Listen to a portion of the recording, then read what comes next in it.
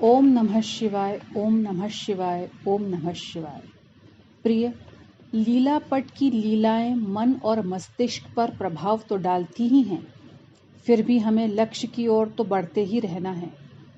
पवन चिंतन ही भक्ति की ओर ले जाता है। हम देखते हैं कि जिस वस्तु या व्यक्ति को हम प्रियतावश अपने चिंतन में स्थान देते हैं, वही वस्तु या व्यक्ति हमारे ध्यान से जुड़ जाता है। इस वस्तु या व्यक्ति के योग को ही हम भक्ति कहते हैं। हमारे ध्यान से यही वस्तुएं और व्यक्ति नीरसतावश हटते जाते हैं और हट हट कर हमारे चित्त के आकाश में समाते जाते हैं। मिटते नहीं, हटते अवश्य हैं, क्योंकि यदि मिटते तो यदा कदा याद क्यों आते।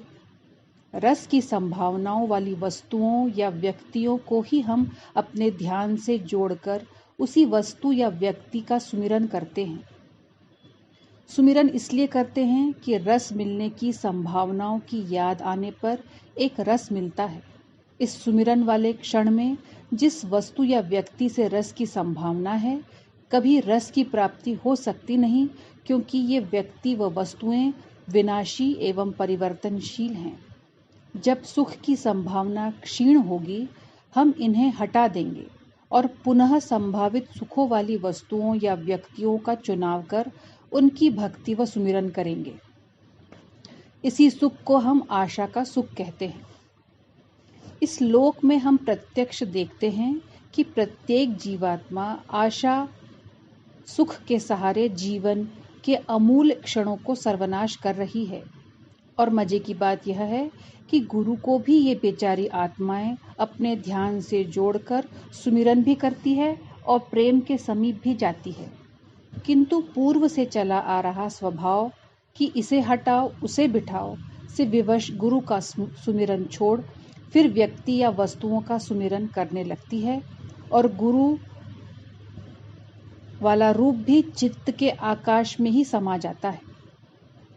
चूंकि बिठाया भी हमने और हटाया भी हमने, अपने पूर्व स्वभाववश दोष भी नहीं है। यही कमजोरी है कि विषय सुखों के गहरे उतरकर हमने उनका अध्ययन नहीं किया। यदि अध्ययन करते तो गुरु का मूल समझ में आ जाता। गुरु का अध्ययन गुरु को समझने के लिए करना ही मूर्खता है। गुरु को समझने के लिए विषय सुखों की लिप्सा का अध्ययन करना ही विवेक की परिभाषा है। प्रत्येक साधक की अभिलाषा रहती है कि हम गुरु को समझें, तो इस अभिलाषा का स्वागत करते हुए हमारी राय है कि विषय सुखों की सत्यता जितनी समझ में आती जाएगी, हम उतना गुरु में उतरते जाएंगे। बिना उनमें उतरे हम उन्हें कैसे समझ पाएंगे। विषय सुखों को समझने की चेष्टा ही शिष्यत्व है। एक राही। ओम नमः शिवाय।